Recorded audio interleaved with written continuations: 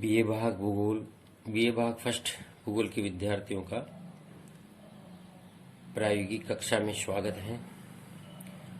पूर्व व्याख्यान में आप लोगों को सांख्यिकी विधियां के बारे में बताया गया था। फर्स्ट ईयर प्रैक्टिकल में आप लोगों के मीन, मोड, मीडियन ये तीन सांख्यिकी विधियां पाठ्यक्रम में है, जिनको कि आपको अभ्यास करना है, क्योंकि भूगोल सहित अनेक विषयों में तथ्यों के प्रस्तुतिकरण में आंकड़ों का प्रयोग होता है और आंकड़े जो हैं वो तीन श्रेणियों में वर्गीकृत होते हैं। कल पूर्व व्याख्यान में आपको बताया गया था कि ये व्यक्तिगत श्रेणी, खंडित श्रेणी और शतक श्रेणी तीन प्रकार के आंकड़े होते हैं, तीन श्रेणियां होती है। व्यक्तिगत श्रेणी में जो है आंकड़े वो व्यक्तिगत रूप में होती है, यानी उनमें कोई आवृत्ति नहीं होती है, पद दिए होते हैं और उनके मूल्य दिए होते हैं। खंडित श्रेणी में आंकड़े खंडित रूप में होते हैं, यानी पद मूल्य होते हैं और आवर्तियां होती हैं। और शतक श्रेणी में पद मूल्य खंडित नहीं होते हैं। खंडित श्रेणी में तो खंडित होते हैं, 10, 20, 30, 2, 4, 6, 8, 10, 5, 10, 15, 20, 25 इस तरह से पद मूल्य दिए हुए रहते हैं। लेकिन शतक श्रेणी में पद मूल्य जो है वो निरंतर होते हैं, जैसे 0 से 10, 10 से 20, 20 से 30, 30 से 40, 40 से 50, 50 से 60, 60 से 70, 70 से अधिक। इस तरह से ये तीन प्रकार की श्रेणियां आपको बताई गई हैं। अब आज के व्याख्यान में अब हम इन विभिन्न श्रेणियों में किस तरह से जो है आप सांख्यिकी विश्लेषण कर सकते हैं। सबसे पहली जो विधि है वो लेते हैं समांतर माध्य, मीन। समांतर माध्य या मीन से तात्पर्य औसत से लिया जाता है, यानी माध्य का अभिप्राय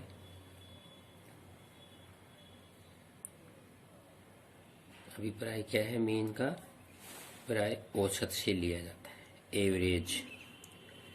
जैसे कि हम किसी भी चीज का जो है औसत ज्ञात कर लेते हैं। 10th क्लास में आप लोगों ने मैथमेटिक्स में औसत ज्ञात करना सीखा था। औसत का मतलब होता है जैसे 5 विद्यार्थियों का जो है वेट जितना है उनको जोड़कर 5 का भाग दे दिया जाए तो औसत ज्ञात हो जाता है। तो यही समांतर माध्य कहलाता है। अब माध्य का अभिप्राय औसत से लिया जाता है, कुल मूल्यों को जोड़कर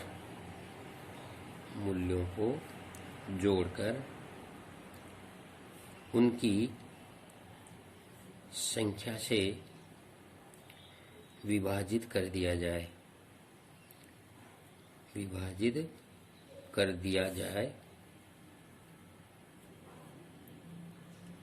तो औसत या माध्य प्राप्त होगा। हैं? अब इसके लिए अलग अलग श्रेणियों में हम ज्ञात करेंगे। जैसे पहला लेते हैं व्यक्तिगत श्रेणी में माध्य ज्ञात करना। अब व्यक्तिगत श्रेणी में माध्य ज्ञात करने का सूत्र क्या है? इसका सूत्र है, ये माध्य का निशान है, बार x बराबर सिग्मा x अपॉन n।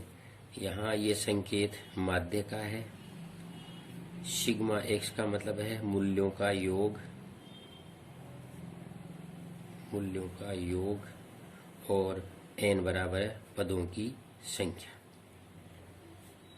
अब हम एक उदाहरण लेकर इसको समझते हैं। जैसे ये हैं छात्र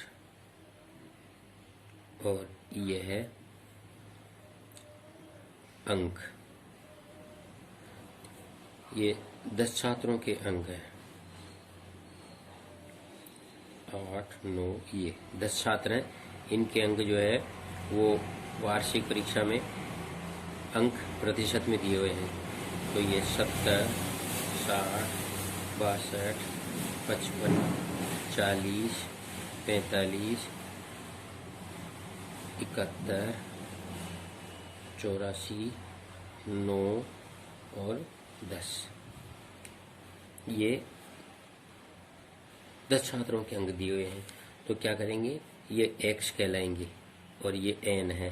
तो नंबर ऑफ n तो हो गया 10, 9 और 5 14, और 10, 24 और 26, 2, 3, 10 और 8, 18, 8, 26, 31, 37, 43, 7, 50। ये इनका योग आया 506। तो ये सिग्मा एक्स कहलाएंगे। इनको सूत्र में रख देंगे, बार एक्स बराबर सिग्मा एक्स अपॉन एन। तो ये माध्य बराबर हो गया 506/10 और यहाँ माध्य 50.6। ये आंसर आ गया। इस तरह से हम व्यक्तिगत श्रेणी में समांतर माध्य ज्ञात कर सकते हैं। तो ये उदाहरण आपको पहला एक उदाहरण और लेते हैं। उदाहरण 2, ये सप्ताह के दिन है और ये तापमान डिग्री सेंटीग्रेड में है। ये 1, 2, 3, 4, 5, 6 और ये 7। ये सप्ताह के 7 दिन है। तापमान दिया हुआ है 15 डिग्री, 18 डिग्री, 16 डिग्री, ये 15 डिग्री, 13, 10 और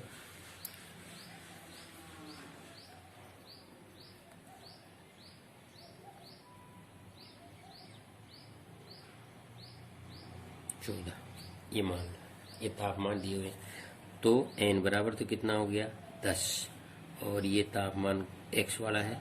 तो ये सिग्मा x कितने हो जाएंगे 8, 5, 13 और 6, 19 और 8, 27 और 4, 31 बच गए 3, 4, 5, 6, 7, 8, 9, 10। ये हो गया 100। ये तो 7 है n बराबर, क्योंकि एक सप्ताह के 7 दिन ही 7 है। और ये हो गया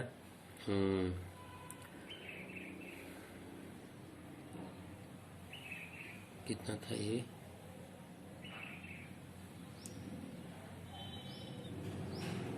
मान लो ये है ना। तो ये हो गया 2, 4, 3, 7, 6, 13, 13, 8, 6, 19, 8, 27, 5, 32, 3, 4, 5, 6, 7, 8, 9, 10। ये 102 हो गए। तो इसको सूत्र में रखेंगे, बार x बराबर 102/7 बराबर कितने हो गए 7 का 1 बार गया 3 बच के 32, 7 चौके 28 बच के 4, 40, 7, 5, 35। ये आ गया 14.5 डिग्री माध्य।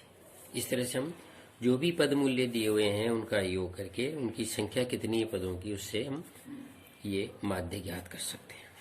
ऐसे ही दूसरा है खंडित श्रेणी में माध्य ज्ञात करना।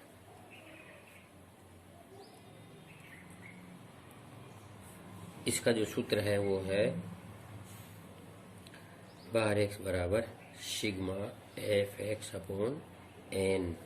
यहाँ ये तो है माध्य और सिग्मा एफ एक्स का मतलब है पद मूल्यों एवं आवर्तियों के गुणनफल का योग। गुणनफल का योग है ये, यानी जो पद मूल्य और आवर्तियां दी हुई है उनको गुणा करके उनका योग कर लेते हैं। और एन बराबर है कुल आवर्तियां, टोटल आवर्तियां जोड़ लेते हैं उससे एन निकलता है। उदाहरण है इसका, ये दिया हुआ है तापमान डिग्री सेंटीग्रेड में और वर्षा मिलीमीटर में। 5, 10, 15, 20, 25, 30, 35। वर्षा दी हुई है 5, 7, 10, 12, 4, 3, 2। अब क्या करेंगे, ये तो है x और ये है f, तो अगला कॉलम बनाएंगे एफ एक्स। 5, 5, 25, 10, 7, 70, 15 इंटू 10 150, 12 दूने 24, 240, 25 को 100, 30 3 90 और 35 270। ये तो आ जाएगा सिग्मा एफ। 5 और 4 9 और 2 11 और 7 18 और 5 23 मसल के 2 और 2 4। इसको हम थोड़ा कम कर ले, राउंड पे गर्म हो जाएगा। ये हो जाएगा 4 तो 10 चौक 40। 5 और 4 9 और 10 19 और 12 31 और 35 और 5 40। ये 40 है होगी। इसको कर लिया अपन ने 5 5 25 10 चौक 40 15 10 150 12 दूने 240 25 चौक 100 30 3 90 35 दूने 70। अब इसका योग कर दिया सिग्मा एफ एक्स बराबर ये 5 9 और 7 16 4 20 25 और 6 31 3 और 3 6 1 7। ये इसका योग 715 आ गया। अब इसको सूत्र में रखने पर बार एक्स बराबर sigma F X upon N. Bar X बराबर सिग्मा एफ एक्स है 715 और एन है 40, कुल आवर्तियाँ 40 सिग्मा एफ। यहाँ हम एन के बराबर ये भी रख सकते हैं क्या, एफ एक्स सिग्मा एफ। तो बार एक्स बराबर हो गया 715 में भाग दिया 40 का, एक बार गया 40 बच के 31 315 हो गए। 315 में भाग दिया 40 का, 7 चौके 28 280 35 बच के ये आ गया 4 बार नहीं 7 बार, 7 बार 17 पॉइंट।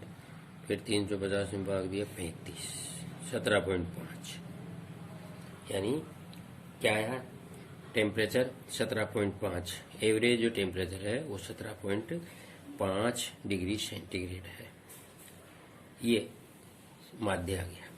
यानी दोबारा समझिए, खंडी श्रेणी में माध्य ज्ञात करने का जो सूत्र है बार एक्स बराबर sigma F X upon N. Sigma F X है पद मूल्यों और आवर्तियों के गुणनफल का योग और एन है कुल आवर्तियां टोटल। जो भी पद मूल्य दिए हुए हैं उन दोनों को मल्टीप्लाई कर दें तो एफ एक्स का कॉलम बन जाएगा, उसका योग कर दें तो सिग्मा एफ एक्स आएगा। सिग्मा एफ एक्स में सिग्मा एफ यानी कुल आवर्तियों का भाग दे देते हैं और इस तरह से एक खंडी श्रेणी में समांतर माध्य ज्ञात हो जाता है। इस प्रकार हम इसका एक उदाहरण और लेते हैं। उदाहरण 2, ये x और ये f। 2 4 6 8 10 12 14 7 10 5 4 4 3 और 3। तो ये 7 10 17 और 5 22 और 8 30 36 30 ही कर लें इसको तो भी चल जाएगा। 36 में 6 करते ये 4। ये हो गया सिग्मा एफ बराबर 30। 3 3 6 4 10 19 और 7 31 और 4 7 4 11 और 9 20 और 10 30 हो गया। ये एफ एक्स करा तो एफ एक्स करेंगे इसको मल्टीप्लाई 7 दूनी 14 4 4 16 6 5 30 8 चौक 32 10 चौक 40 12 3 36 और 14 3 42। सिग्मा एफ एक्स करेंगे ज्ञात। 6 और 4 10 और 2 12 और 8 20 2 और 4 6 और 7 13 और 6 19 1 20 21 210। इसको सूत्र में रखेंगे बार एक्स बराबर sigma F X upon N. Bar X बराबर हो गया 210 बटे 30। देखिए सिग्मा एफ है 210 और सिग्मा एफ है 30, तो बार एक्स बराबर ये हो गया 7। ये आंसर आ गया। इस तरह से हम कोई भी श्रेणी का दोनों पद मूल्यों और आवर्तियों को गुणा करके एफ एक्स ज्ञात कर लेते हैं और एफ एक्स में सिग्मा एफ का भाग दे देते हैं। इस प्रकार हम खंडित श्रेणी में माध्य ज्ञात करते हैं। अब हम सतत श्रेणी में माध्य ज्ञात करने का अगले व्याख्यान में आपको समझाएंगे। धन्यवाद।